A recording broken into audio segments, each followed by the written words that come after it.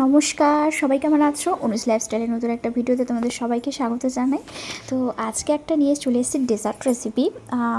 রেসিপিটা খুবই ইজি। এটা হচ্ছে ম্যাঙ্গো পুডিং। তো প্রথমে ম্যাঙ্গো আমটাকে ভালো করে ছাড়িয়ে তার থেকে চামচে করে এরমভাবে তার পাল্পটা বার করে নিয়েছি। এখানে দুধ গরম করে ঠান্ডা করে রাখা আছে। মিষ্টি পরিমাণ মতো, আমের মিষ্টি অনুযায়ী পরিমাণ মতো এখানে চিনি দিতে হবে মিক্সিং জারের মধ্যে।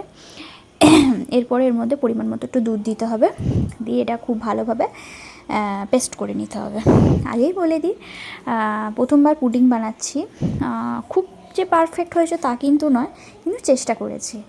আচ্ছা, ম্যাঙ্গোর ঘনত্বটাকে ঠিক রাখার জন্য, মানে খুব বেশি যদি পাতলা হয়ে যায় সেটার কনসিস্টেন্সিটা ঠিক রাখার জন্য এখানে একটু কর্নফ্লাওয়ার আমি একটু দুধ দিয়ে গুলে আগে সাইড করে রেখে দিয়েছি।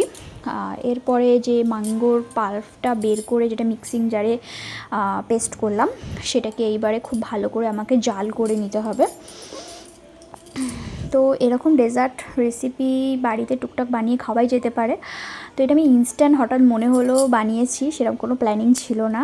আর আমি নিজেও খেয়ে দেখেছি, খেতে খুব ভালো হয়েছে। বাট মানে ম্যাঙ্গোর পুডিংটা ওটা একটু তুলতে একটু আমার অসুবিধা হয়েছে, যেহেতু ফার্স্ট টাইম করছি। নেক্সট বার করলে আশা করছি খুব ভালো হবে। তো যেটুকুনি যা করেছি তোমাদের সাথে তার ক্লিপস নিয়ে শেয়ার করলাম, আশা করছি তোমাদের ভালো লাগবে। তো ম্যাঙ্গোর পাল্পটাকে ভালো করে জাল করে নিতে হবে। যদি মনে হয় খুব বেশি পাতলা লাগছে, তখন ওটার মধ্যে ওই কর্নফ্লাওয়ার যে গোলা ওটা একটু দিতে হবে। এছাড়া যদি মনে হয় একটু দুধও দেওয়া যেতে পারে। আমি করেছি, যেহেতু প্রথমবার করছি তাই জন্য অল্প একটুখানি পুডিং হয়েছে।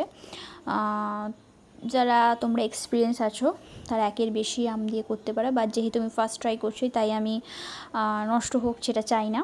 তো খেতে খুবই ভালো হয়েছিল। তো যাই হোক, এইভাবে এটাকে আঁচটা কমিয়ে খুব ভালোভাবে এটাকে জাল করে নিতে হবে। আর ওই যে গোলাটা রেখেছিলাম, কর্নফ্লাওয়ার গোলা, সেটাকে আমি এর মধ্যে একটু একটু করে দিয়ে দিচ্ছিলাম। এরপরে ওর মধ্যে একটু লেবুর রস দিয়ে ওটাকে ভালো করে মাখিয়ে তারপরে এরকম একটা কাঁচের বাটিতে আমি এটাকে ঢেলে নিচ্ছিলাম। ঢেলে নিয়ে ওটাকে পুরো সমান সমান করে একটু বাটিটাকে ঠুকে ওটাকে সমান সমান করে একটু ঠান্ডা করে, অবশ্যই এটা গরম অবস্থায় ফ্রিজে ঢোকাবে না, একটু ঠান্ডা করে তারপরে ফ্রিজে এটা 2 ঘন্টা রেখে তারপরে বের করার পর জিনিসটা এরকম দেখতে হয়েছে, পুরো জমে গেছে জিনিসটা। আর আমি একটু কেটে দেখাচ্ছি, এবং এটা খেতে খুব ভালো হয়েছিল। তবে নেক্সট টাইম আরও বেটার হবে জিনিসটা দেখতে। তো আজকের মধ্যে ভিডিওটা এইটুকুনি। আশা করছি তোমাদের ভালো লেগেছে। যদি ভালো লেগে থাকে অবশ্যই লাইক করে দেখাবে পরবর্তী কোনো একটা ভিডিওতে। টাটা।